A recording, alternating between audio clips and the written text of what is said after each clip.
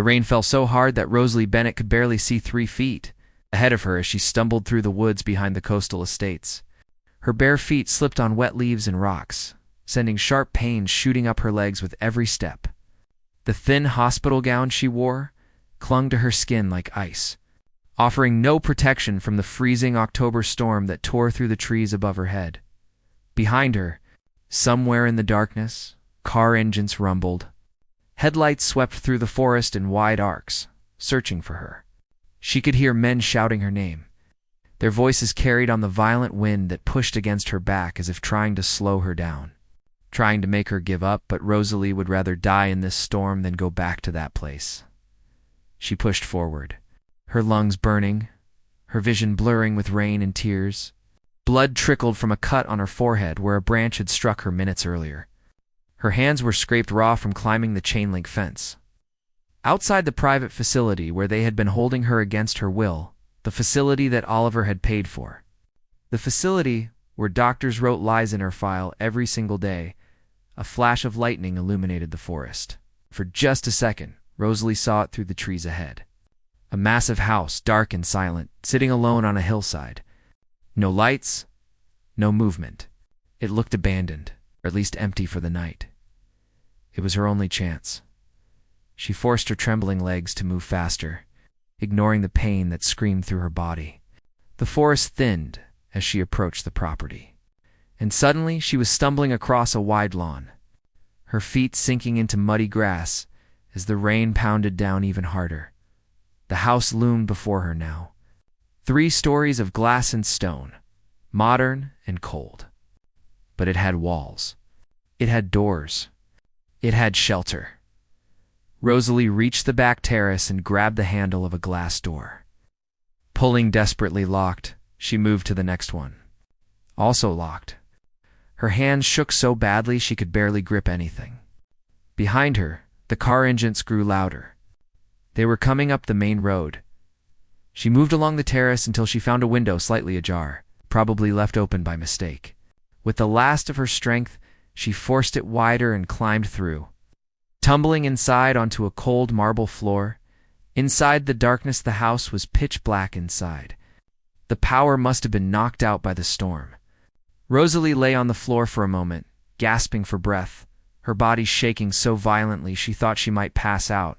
But she forced herself to move.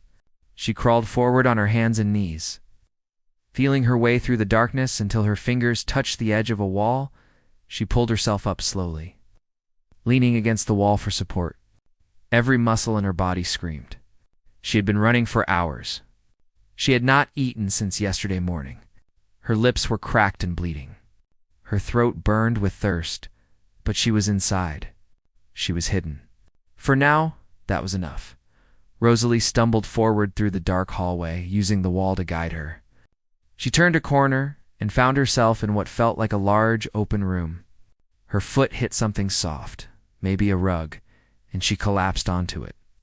Curling into a ball as the cold seeped deeper into her bones, she pressed her hand over her mouth to muffle her sobs. She could not make noise. She could not let them find her. The sound of a door slamming somewhere in the house made her freeze. Footsteps. Heavy, steady. Someone was inside. Rosalie's heart hammered in her chest. As the footsteps grew closer, she tried to move, tried to hide, but her body refused to cooperate. She was too weak, too cold, too broken. A beam of light cut through the darkness, and she flinched, squeezing her eyes shut like a child who believed that not seeing danger meant danger could not see her. "Who's there?" A man's voice, deep, controlled, not angry, but not warm either. Rosalie did not answer. She could not. Her voice was trapped somewhere in her chest along with her breath and her fear. The footsteps came closer. The light moved across the floor until it found her, curled up on the expensive rug in nothing but a soaked hospital gown and terror. The man stopped. The light stayed on her, but he did not move. For a long moment, neither of them spoke. Then his voice came again, quieter this time. "Are you hurt?" Rosalie opened her eyes slowly and looked up. The light was too bright for her to see his face clearly, but she could make out his shape. Tall, broad shoulders. Dressed in dark clothing, like he had just come in from somewhere. She tried to speak, but her teeth chattered too hard. All she managed was a broken whisper. "Please, don't call them. Please." The man crouched down slowly, lowering the flashlight so it was not shining directly in her eyes. Now she could see him better. Sharp features, dark hair, eyes that watched her carefully, like he was analyzing a situation, not judging her. "Who are you running from?" he asked. Rosalie shook her head. "If I tell you, they will come here. They will hurt you too." The man studied her for another moment, then stood up. Rosalie's heart sank. He was going to call the police. He was going to turn her in. She tried to move, tried to get up and run again, but her legs buckled beneath her before she hit the ground. Strong arms caught her. The billionaire's decision, Damien Cross, had built an empire on reading people quickly and making decisions faster. He had learned early in life that hesitation was the enemy of success. But as he held the trembling woman in his arms, he felt something he had not felt in years. Uncertainty. She weighed almost nothing. Her skin was ice cold. Her pulse fluttered weakly against his chest where her hand had fallen. She looked up at him with wide, terrified eyes and whispered again through chattering teeth, "Please don't let them take me. Please."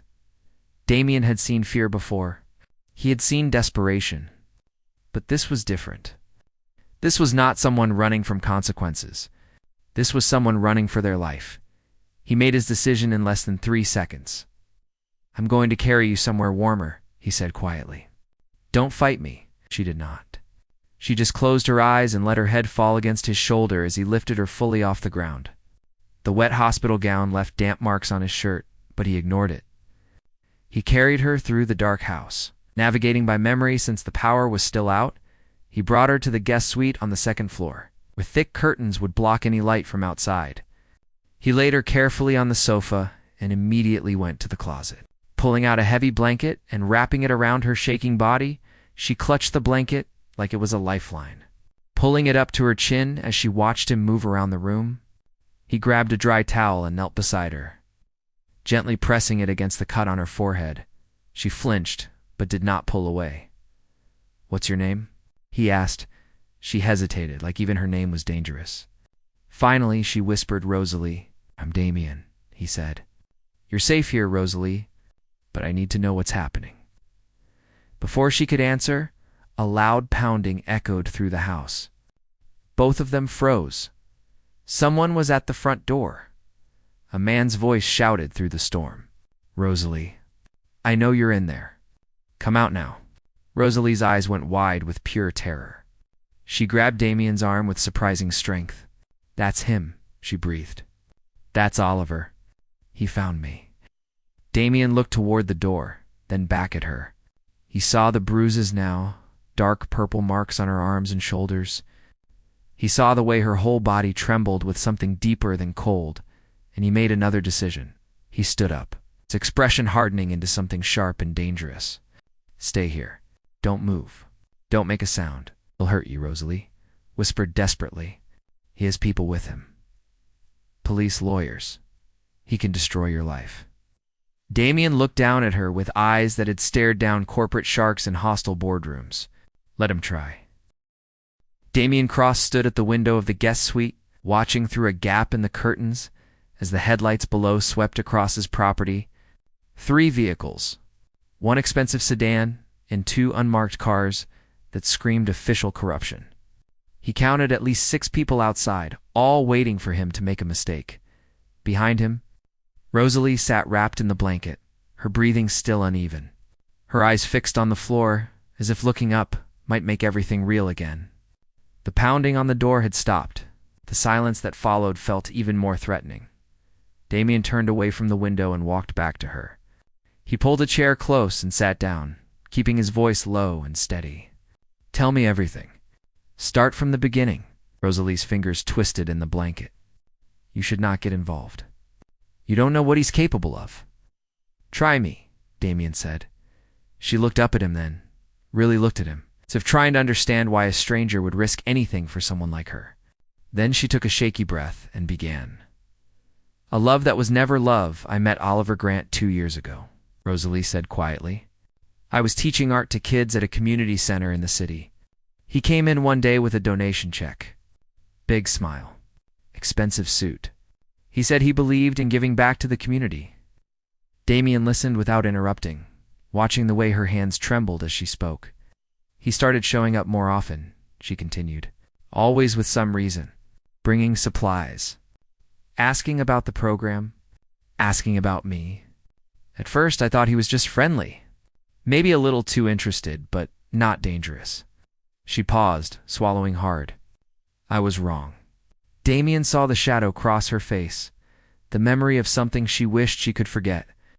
He asked me out to dinner, said it was to discuss a bigger donation. I agreed because I thought it was professional. But when I got there, it wasn't professional at all. He had reserved the entire restaurant. Flowers, champagne. He acted like we were already a couple. Rosalie's voice dropped lower. When I told him I wasn't interested in dating him, he just smiled. He said I would change my mind. He said everyone did eventually. Damien felt something cold settle in his chest. He knew men like Oliver. Men who believed the word no was just a temporary obstacle. He didn't stop, Rosalie whispered. He started showing up at my apartment, at the grocery store, at the coffee shop where I went every morning. He always had an excuse. Always acted like it was a coincidence. But I knew he was following me. She pulled the blanket tighter. I told my supervisor at the community center. She said I should be flattered. Said Oliver Grant was a catch. Said women would kill to have his attention. Rosalie's laugh was bitter and broken. She didn't see the way he looked at me when no one else was around, like I was something he had already bought. The evidence she found, Damien leaned forward slightly. When did it get worse? Rosalie closed her eyes. 6 months ago, he proposed. Got down on one knee in front of everyone at a charity gala. Cameras everywhere. People cheering. I was trapped. If I said no in front of all those people, I would look cruel. So I said yes, thinking I could find a way out later. But he didn't give you a way out, Damien said. No, Rosalie's voice cracked. He moved me into his penthouse. Said we should live together before the wedding. I didn't want to, but he insisted. He said it would look bad if I refused, that people would talk. She opened her eyes and stared at the floor. That's when I found it. The documents. Hidden in his office. Financial records that didn't make sense. Money moving through shell companies. Payments to offshore accounts. And names. Names of people who disappeared after they crossed him. Damien's expression did not change, but something sharp flickered in his eyes. You found proof he was laundering money. Rosalie nodded. And worse. There were emails, threats, instructions to make people disappear, to ruin their careers, to destroy their lives if they spoke against him. She looked up at Damien. He was using his charity foundation as a front. All those donations, all that good press, it was all fake. Did you take copies? Damien asked. Yes, Rosalie whispered. I photographed everything on my phone. Then I contacted a journalist, someone with a reputation for exposing corruption. I thought if I could get the story out, Oliver would go to prison. I thought I would be free.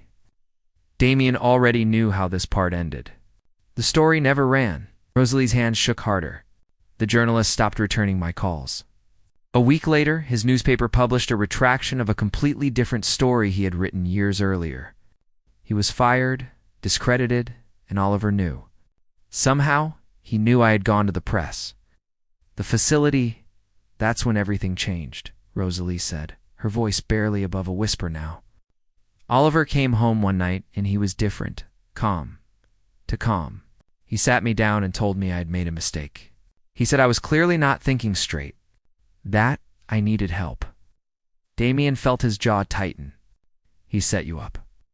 2 days later, police officers came to the community center where I worked.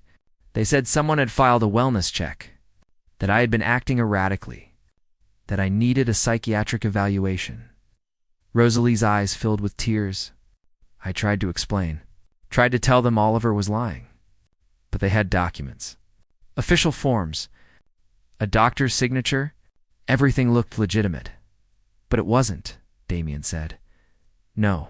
Rosalie wiped her eyes with the back of her hand. They took me to a private facility. Expensive. Quiet. The kind of place where wealthy families send relatives they want to hide. Oliver was waiting there.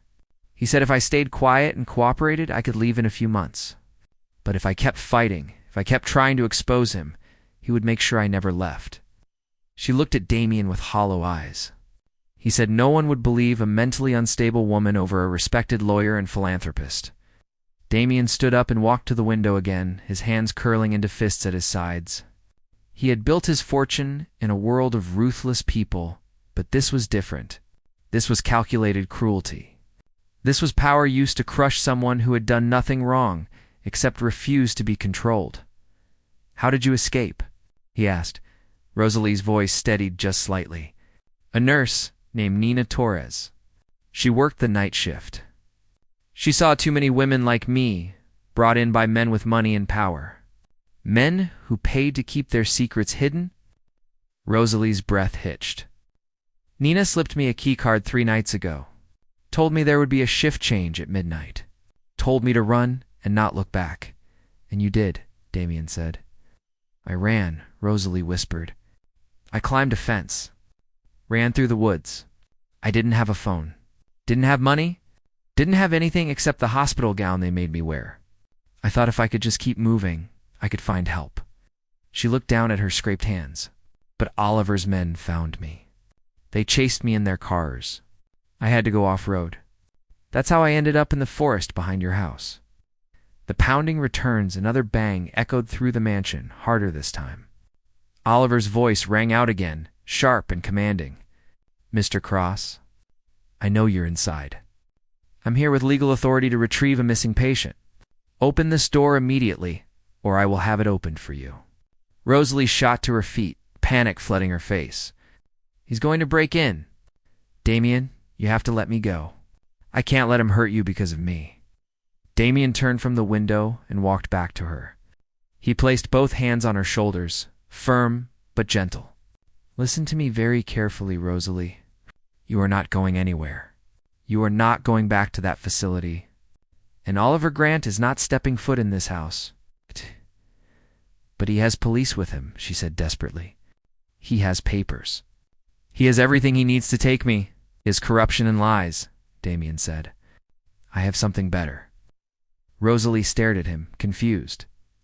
Damien pulled his phone from his pocket and dialed a number. It rang once before a voice answered. "Damien, it's late. What do you need?" "I need Judge Patricia Holloway on the phone in the next 2 minutes," Damien said calmly. "And I need a federal prosecutor I can trust. Someone who cannot be bought." There was a pause. Then the voice on the other end responded, "That's serious?" "Yes," Damien said, his eyes never leaving Rosalie's face.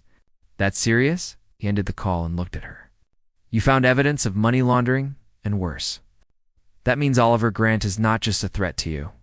He's a threat to a lot of people. And men like him do not get to win just because they have money and power." Rosalie's eyes widened. "You believe me?" Damien's expression softened, just slightly. "I have spent my entire life reading people, Rosalie. I know when someone is lying. And I know when someone is telling the truth, even when no one else will listen." He stepped closer. "You are telling the truth.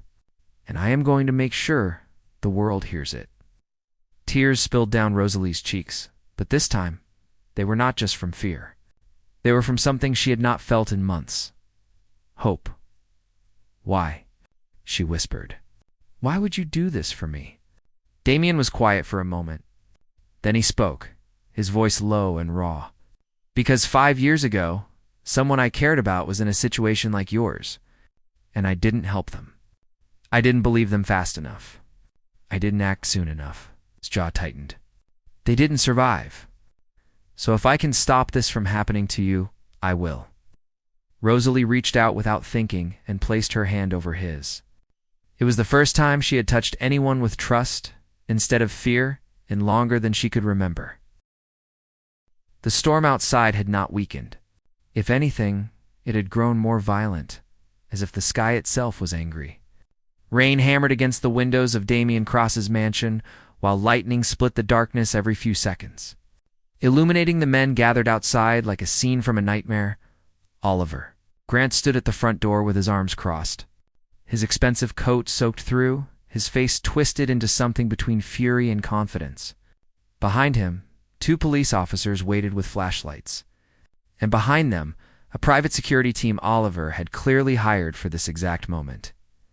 Inside, Damien stood in the hallway with his phone pressed to his ear, his voice low and sharp. "I don't care what time it is, Patricia.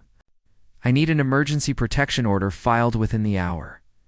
Yes, a woman's life is in danger. No, this is not exaggeration. This is real."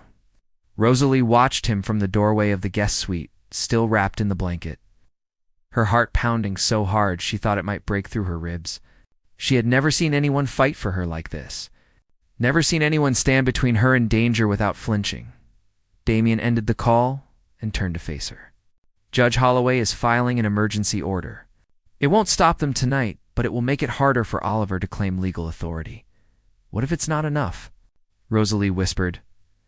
"Then we go to Plan B," Damien said. "What's Plan B?" Damien's expression hardened. "I make Oliver Grant regret ever stepping onto my property." Another bang shook the door. Oliver's voice rang out again, this time with barely controlled rage. "Cross, I know she's in there. You're harboring a fugitive? You're obstructing a legal medical intervention. Open this door, or I will have you arrested for kidnapping." Damien walked to the front entrance and stopped just inches from the door. He did not open it. He simply spoke through the reinforced wood, his voice cold and precise. "This is private property, Mr. Grant. You have no warrant. You have no legal authority, and if you attempt to force entry, I will have you arrested for trespassing and assault. I have officers with me." Oliver shouted back. "You have corrupt officers," Damien corrected. "Which is why I have already placed a call to the State Attorney General's office. Internal Affairs will be very interested to know why 2 officers are helping a civilian break into a private residence without a warrant." There was a pause. Then Oliver's voice came again, quieter but far more dangerous. "You don't know who you're dealing with, Cross." "Actually, I do," Damien said. "I know exactly who you are, Oliver Grant. I know about the shell companies. I know about the offshore accounts. And I know about the people who disappeared after crossing you. So if you want to play this game, we can play. But I promise you, I play to win." The silence that followed was heavy and suffocating. Then Oliver's footsteps retreated. The headlights outside shifted. Engines started, but they did not leave. They simply moved back, parking just beyond the property line. Waiting, the breakdown, Damien walked back to where Rosalie stood. Her face was pale, her hands trembling again. "He's not leaving," she whispered. "He's going to wait until you're not looking. He's going to find a way in." "He won't," Damien said firmly. "This house has security you cannot see. Every window, every door, every entry point is monitored and reinforced. He would need military equipment to break in, and even then he would trigger alarms that go directly to a federal response team." Rosalie stared at him. "Why do you have that kind of security?"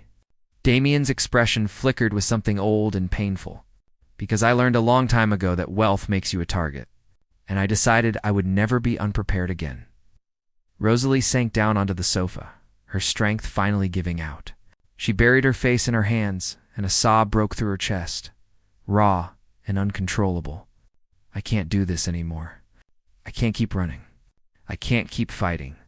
I just wanted to stop." Damien knelt in front of her, the same way he had when he first found her. "It will stop. I promise you, Rosalie. This will end." "How?" She cried. "He has everything. Money, power, connections.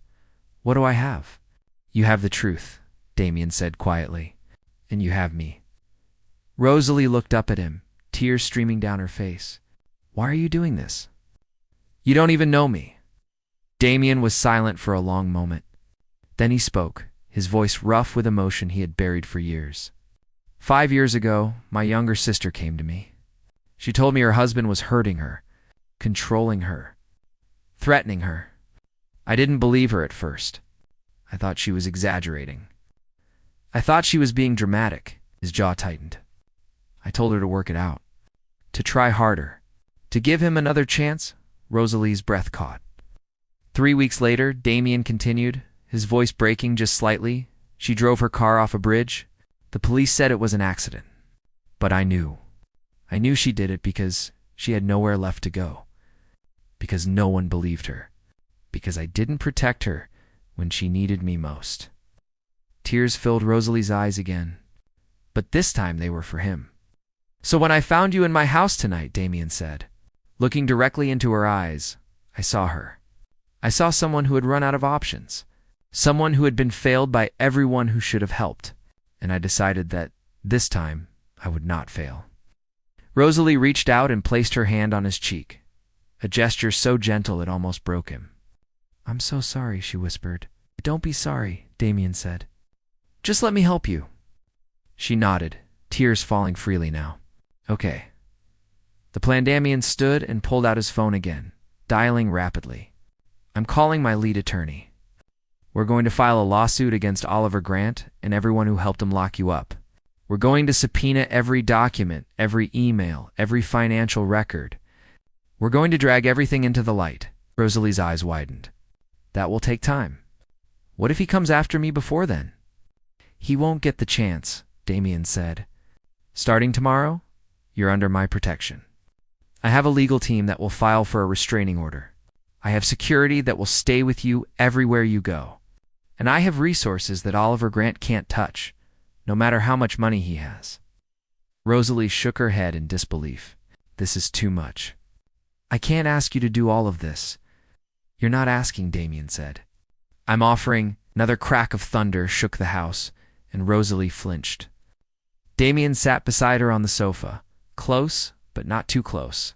You're safe here, Rosalie. The storm will pass. And when it does, we're going to make sure you're free. Truly free. She looked at him, the stranger who had become her protector in a single night. What if he tries to destroy you too? Damien's smile was cold and dangerous. Let him try. I've been through worse. And I'm still here. Rosalie felt something shift inside her chest. Something she had not felt in so long she almost did not recognize it. Trust. Real, genuine trust in another person. The dawn hours passed. The storm began to weaken. The men outside remained, but they did not approach the house again. Damien made call after call, setting everything in motion. Lawyers, judges, investigators. He moved through it all with ruthless efficiency. Like a general commanding an army, Rosalie watched him. Still wrapped in the blanket, still exhausted, but no longer alone. At some point, as the first light of dawn began to creep through the curtains, Damien sat back down beside her. It's done. The restraining order will be filed within the hour. My security team is already on their way. And Oliver Grant's financial records are being subpoenaed as we speak. Rosalie stared at him. How did you do all of that in one night? I know people who owe me favors, Damien said simply. And I know how to make things happen when they need to happen. She shook her head slowly, a small, broken laugh escaping her lips. You're terrifying. Good, Damien said. That means Oliver will think so too. Rosalie looked down at her hands, scraped and bruised. Then she looked up at him again. Thank you. I don't know how to repay you. You don't need to repay me, Damien said. Just promise me one thing. What? Don't give up, he said quietly. No matter what happens next. Don't let him win. Rosalie felt tears sting her eyes again, but this time they were different. This time, they were not tears of fear or despair. They were tears of determination. I promise, she whispered. Outside, the storm finally broke. The rain slowed to a drizzle, and the first rays of sunlight pierced through the clouds. Casting golden light across the horizon, Oliver Grant's car finally pulled away from the property line, disappearing down the road. But Rosalie knew this was not over. It was only beginning.